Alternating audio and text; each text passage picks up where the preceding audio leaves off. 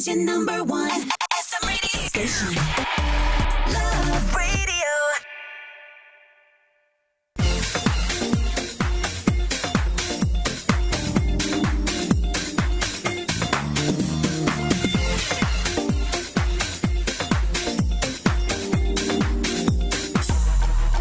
Hey! Tambala na! At eto na sila, ang nag-iisang masugid na tagahanga ni Nicole Yala. Chris Chuper! Kasama ang nag-iisang die-hard fan ni Chris Chuper. Nicole Yala! Mula sa Mahiwagang Burnay, ang kwento. Wait lang Kantahin nyo na lang muna.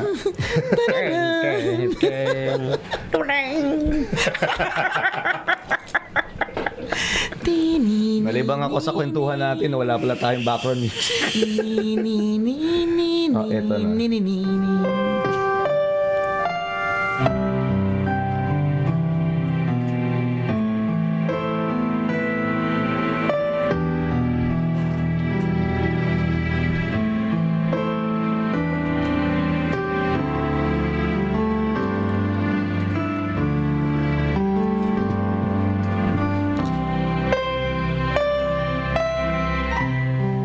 Bata pa lang ako ay pangarap ko nang makasakay ng eroplano at pumunta sa iba't ibang bansa kasama ang pamilya ko.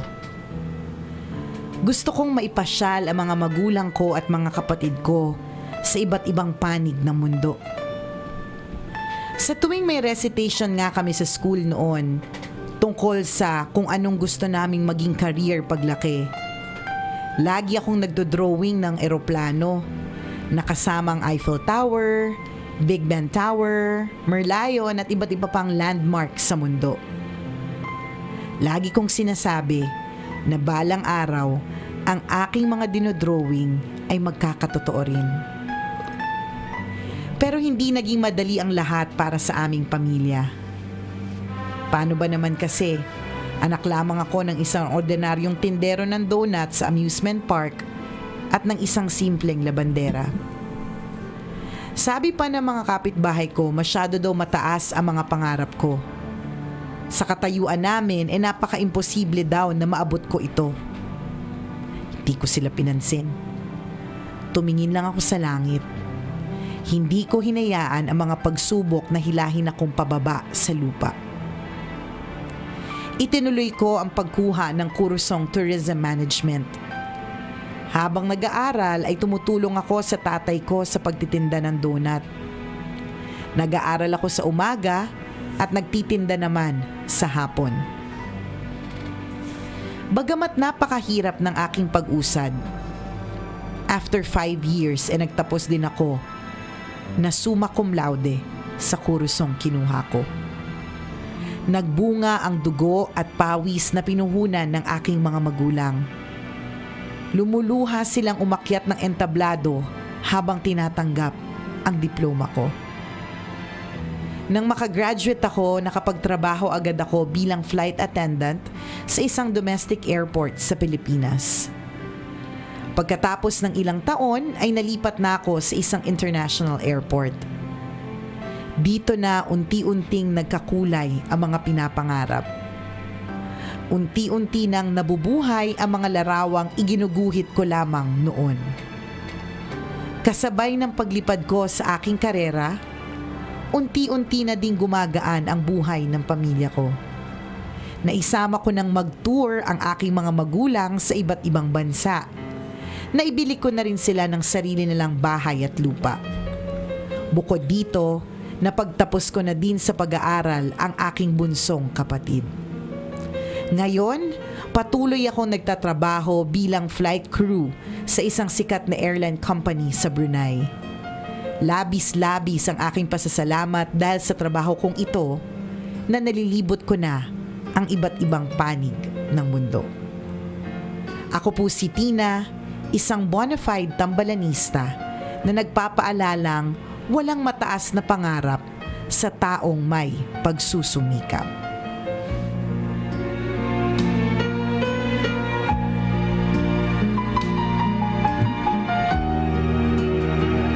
Beka naman. Baka naman dyan, Tina! Pasyal mo naman kami sa Brunei. Gusto ko makarating sa ano sa palasyo. Mga, palasyo ng mga prinsipe, di ba? Oo. Pero wala daw masyadong ganap dyan eh. Eh, wala, boring ba? Iba na lang. Hindi parang, awan ko, hindi ko naman sure. Kaya naman sa Brunei. Baka sabihin ng Brunei, bakit sa'yo, Nicole, may ganap? Sa inyo, sa lugar nyo, may ganap dyan? Hindi kasi di ba Parang di lang sila talaga parang hindi lang siya parang puntahan oo. or yung parang kapag halimbawa mag-iisip ka ng destination ng to go to, Brunei is not top of mind. Or hindi lang talaga sila pasiklab kasi parang Pero kasi 'di ba pasiklab yung mga ano nila, yung mga palasyo kasi nga 'di ba nauso yung mga Brunei princess daw, mga ganun. Oo. Mga syubit na mga Brunei king. Hindi ko alam. Hindi alam mo naman, wag po kayo nagpapaniwala sa mga chismis na hatid namin. oh, parang ganoon. So, gusto namin makarating sa sa palasyo ng Brunei. Baka naman kahit isang tipak lang ng ginto doon sa ano nila. Baka naman. Inakaw mo kami. Kumakahingi ng super. Balita ko kasi lahat doon ginto eh. Kumakahingi. Kala mo ang dali-dali. Kala mo to sino lang na iuwi. Kala mo tapa. Baka naman isang tipak dyan. Makahingi ito. Kasi hindi yung chismis sa akin eh. Sabi niya, alam mo ba, no, sa buong palasyo, puro ginto. Oo. Yung hawakan ng hagdan, ginto. Yung picture frame, correct. ginto. Kasi Ganon, manyaman nga sila. Oo. So baka naman isang picture frame lang. Na may tipak ng gold. Baka naman, Tina. Saka parang yun nga, parang food trip lang ata ba doon? Parang Or wala masyadong... Walang ganap. Oo, kasi nakapunta doon yung mama ko. Okay. Tapos natatandaan ko, meron siyang maliit na pocket money na pag uwi niya ng Pinas, hindi niya nagalaw. Aba, kasi walang Walang ang ganap. Sorry, hindi ko wala bang theme park dyan? Hindi kasi Hindi, parang wala eh. ang chinek ko ngayon sa Google ano daw, yung Tanghenyo? places to visit in Brunei parang Omar Ali Mosque tapos Mga puro mga mosque. oo parang ganun may pro boss ano ba Wala to? bang MOA dyan? mga Walang- museums mga tapos city ganon. center tapos open market so wala masyadong Wala nga ganap. Wala masyado. Anyways, Tina, baka naman daw sabi ni Chuper, tipak lang daw mula sa mosque. Anong mosque yun? Ang henyo. Omar Ali ba Oh, to? baka naman, Sabi pwede. niya, FA ako, hindi ako Oo. nagtatrabaho sa palasyo. Sabi niya, porke bona fide tambalanista, magnanakaw para sa inyo. Pero mukhang malakas ang Kitaan dito, Kitaan dyan. Ay, di ba Brunei, mayaman eh. naalala ko dati kasagsagan ng mga Brunei Yutis. Oo, yun, yan, ganon. yan. Brunei Kasi Yuki, nga- ganon. Oo, kasi nga, mayaman sila ang lugar. Oo. Yun. Tsaka parang mahilibagan yung yung hari doon, Oo, sabi nila. Oo, sabi daw. Hindi natin. Ang mga chismis natin. Hindi wala po kaming detaling Wala nalalaman. kami. Oo. Ito po chismis lang Correct. lahat. Di ba? Huwag po kayo nagpapaniwala sa amin. Kung meron po kayo dyan sa taga Brunei na nanonood via FB Live, bigyan nyo po ng linaw ang aming kaalaman tungkol sa bansang yan. Yan. Si Tina, yan. Yan. So, si Tina, mabalik tayo sa Tina. Walang, ano yung sabi niya? Walang...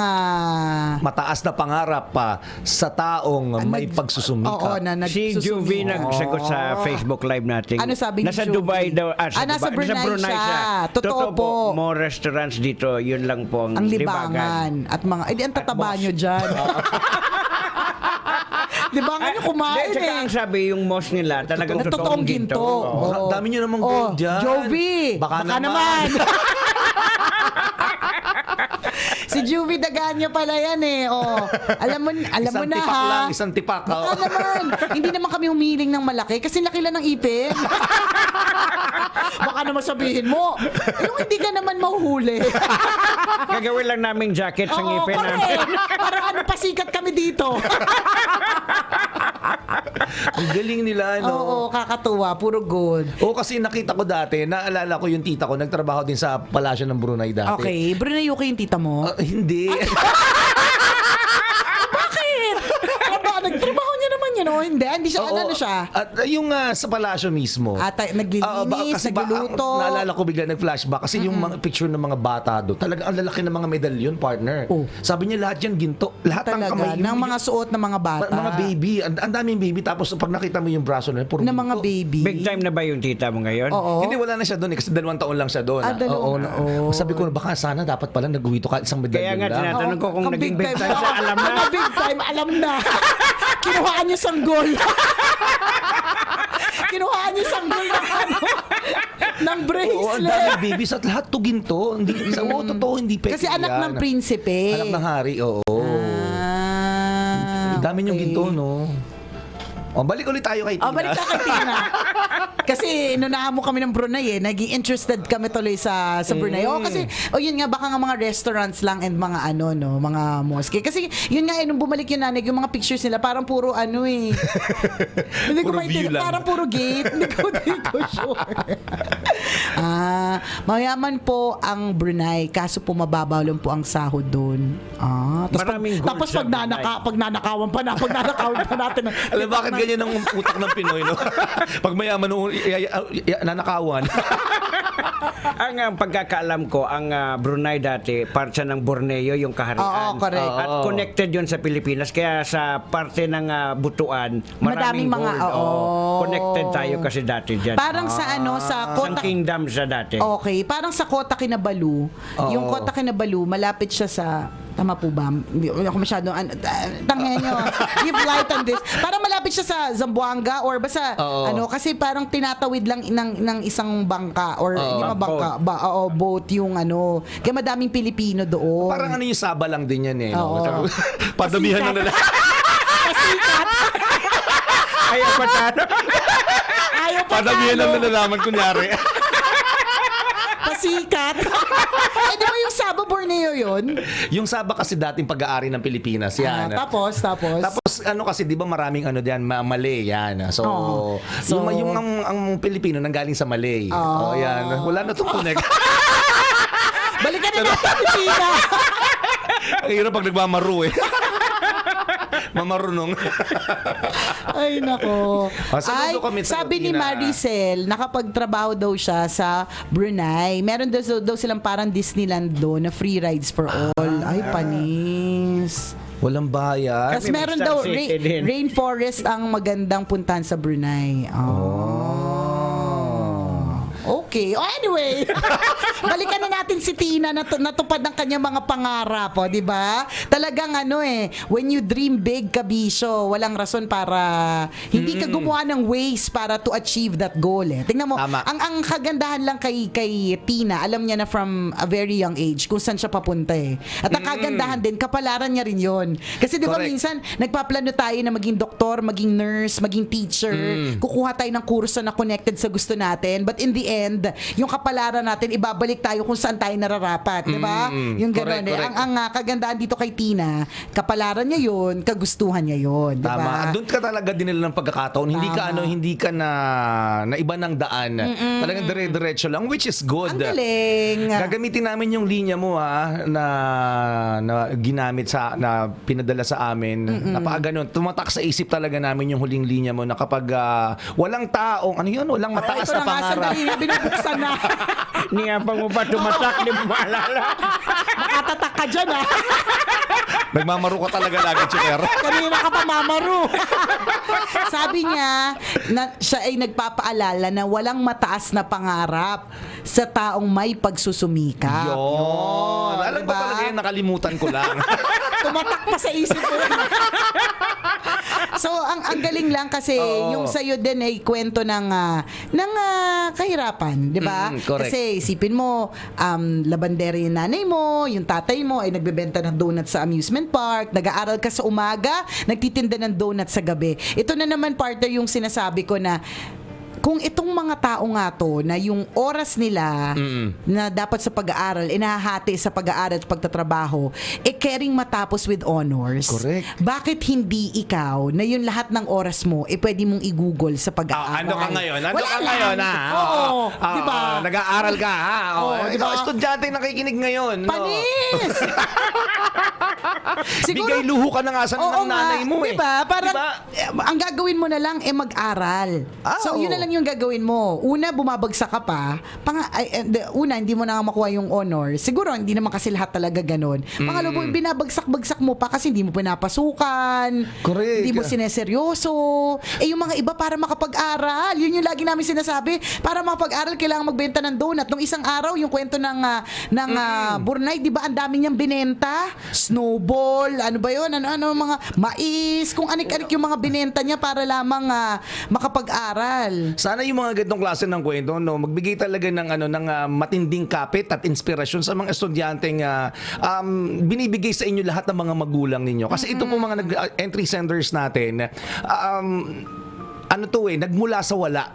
Pero nagtapos ng napakaraming hawak-hawak. Correct. Summa cum laude, grabe. Diba? Karangalan, achievement, yung mga pangarap niya sa buhay Correct. na magkaroon ng sariling bahay, makarating kung saan-saang lugar. Hawak-hawak niya na lahat ngayon yun na nagsimula sa wala. Oh my God, abot kamay niya na yung tipak ng ginto sa Brunei. Diba? Yung dating nagsimula lang siya pa drawing. Tama. Wala lahat yun eh. Wala Pangarap na lahat. lahat nasa utak niya lang. Correct. Pero ngayon, hawak-hawak Diba? Actually, niya na. pag dinadaanan niya, FA, diba? Dinadaanan niya yung Eiffel Tower. Baka wala na lang sa kanya yan eh. Parang katulad tayo pag dumadaan tayo ng Rizal Park, diba? Hindi na ganun yung, diba? Unlike pag nakita mo ang Rizal Park for the first time or for tourists, talagang magpapapicture, talagang diba? Sa kanya, yung Eiffel Tower naman, yung version niya ng Isipin mo yun, wala diba? na lang sa kanya. At ang kagandahan pa dito, ang maganda yung benefits niyan eh. Dahil, yun nga, yung pamilya, hindi ko alam kung parents lang ba or yung parents, anak, hindi ko sure kung up to what degree yung nakakalibre ng flights. Kasi meron naman akong kaibigan na ang asawa niya piloto. Oo. Pag halimbawa meron kaming flight, tatanungin namin siya, gusto mo pumunta? Sige, parang ganun lang. Kasi nga may free flights. Sila. Totoo yun. At Parang minsan kahit ganun. kaibigan yata pwede rin. Basta gusto mo. Hindi. Di sana lahat ng kaibigan ko, Hindi ko talaga mayaman kang FA, malibre ka kahit kaibigan. Walang pamilya, walang degree. ganon. Ay, nako. Mag-aral po kayo mabuti mga kaibigan kasi yung dating iniisip nyo lang na mga dating pinapangarap nyo lang na mga bagay-bagay, hindi malayong makamit nyo pag kayo ay sumikap sa buhay, nag-aral na mabuti. Correct, diba? Kaya yung mga estudyanteng nagda-drop ng subject, di ba? Bakit? Yung mga estudyanteng ako yung teacher na idadrop drop ko na lang. Di ba? Nakakahiya naman doon sa mga estudyante na ganito. Nag-e-effort. Tapos doble ang hirap. Tama. Tapos, di ba, wala lang. Ano masasabi mo, Tanghel? Well, masasabi ko lang talaga dito na once na na-set mo talaga yung mind mo, yung focus mo sa isang bagay, hindi talaga imposibleng mangyari. Kagaya dito sa nagpadala sa Burnay Si na Tina. since before talaga na gusto niya eroplano, gusto niya talagang yung mindset niya nakatutok doon kay si Wog, ginawa niya lahat-lahat ng bagay para makamit. ma-achieve, Oo. di ba? Oh. Tama. Determination ang tawag doon.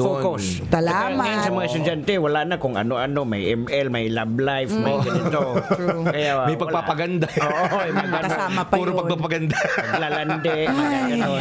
Kalurke. Focus on your goal, Kabisyo, para ma-achieve. And Tama. thank you, Tina, for sharing your story with us.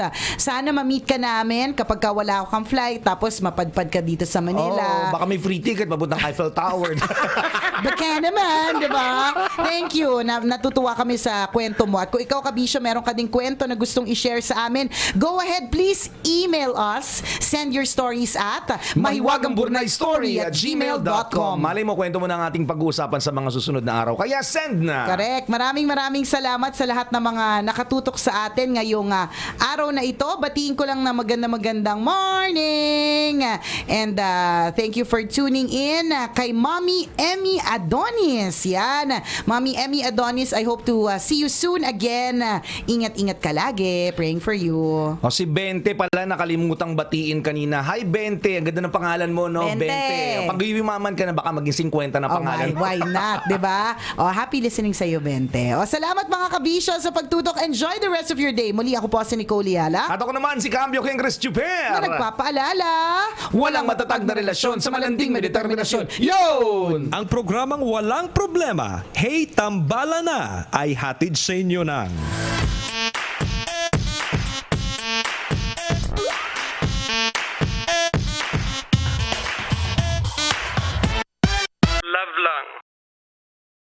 Always your number one. SM Radio Station.